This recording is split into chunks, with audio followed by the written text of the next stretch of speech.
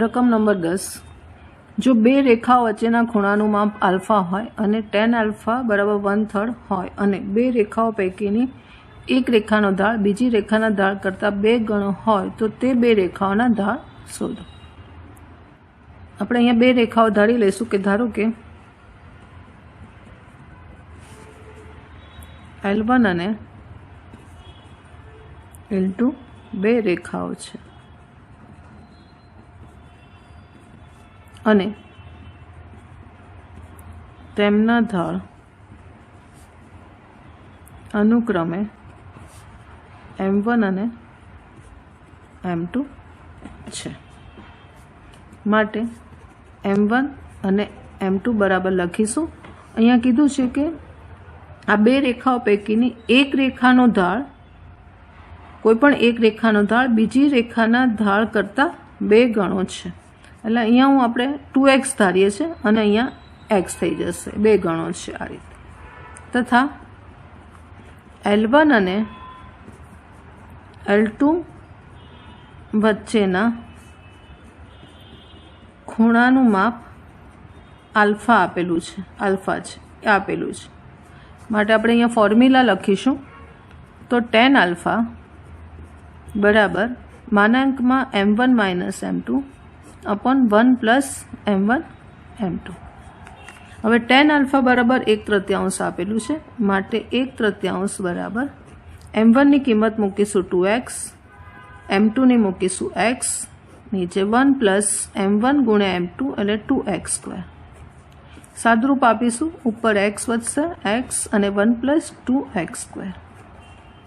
હવે આ માનાંક કાઢીશું તો ±3 આવશે એટલે પહેલી વાર +3 લઈએ છીએ +3 1/3 अपॉन 1 प्लस 2x² अथवा -1/3 is equal to x upon 1 plus 2x²।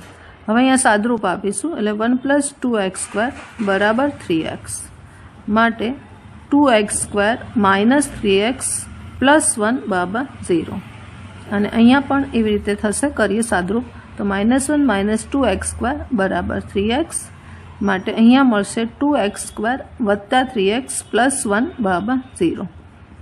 હવે આ દ્વિઘાત સમીકરણને આપણે એનું સોલ્યુશન લઈશું અવયવ પાડીશું એટલે અહીંયા બે અવયવ પડશે 2x - 1 અને x - 1 બરાબર 0। અહીંયા અવયવ પડશે 2x પ્લસ 1 અને x પ્લસ 1 બરાબર 0 માટે બે ઉકેલ અહીંયા મળશે x બરાબર 1/2 અથવા x બરાબર 1। અહીંયા મળશે x બરાબર -1/2 અથવા x બરાબર -1। હવે આ x ની કિંમત આપણે 4x ની કિંમત મળી।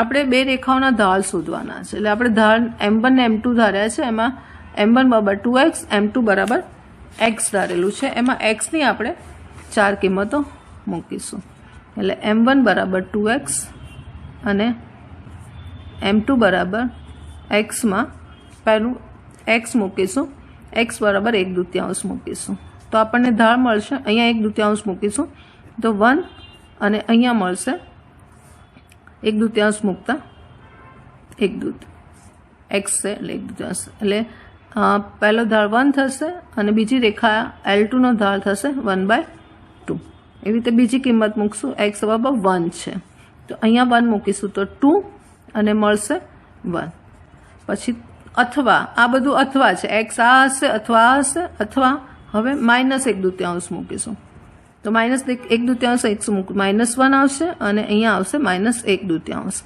અને ચોથી કિંમત આવશે x ની -1 મૂકીશું તો x બરાબર -1 મૂકતા અહીંયા -1 મૂકતા -2 અને અહીંયા આવશે -1 એટલે આ 4 એના ઢાળની શક્યતાઓ આવશે।